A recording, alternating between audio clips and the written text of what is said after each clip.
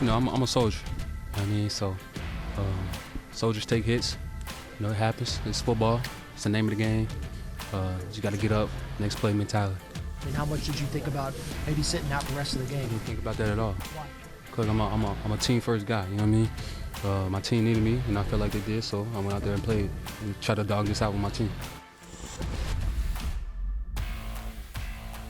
That was Tee Higgins after Sunday's game in Buffalo.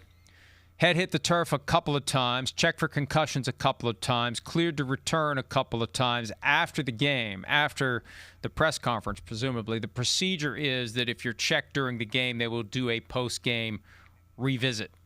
And they decided at that point he had concussion symptoms, and he's been placed in the protocol. And look, there's not going to be an NFLPA investigation. I'm told that there's no belief that anybody handled anything improperly. There's the joint statement from the league and the union about what happened. But it's undeniable that the optics are bad here. You got a guy who was in the protocol who had a concussion because his head hit the turf 2 weeks earlier in Cincinnati. He's back. His head hits the turf multiple times.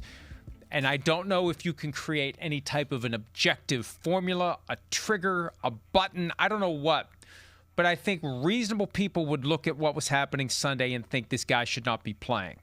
And that needs to be turned into something that will protect a guy from himself, because it seemed like something wasn't right. And we saw how hard his head hit twice in his first game back from a concussion, Devin.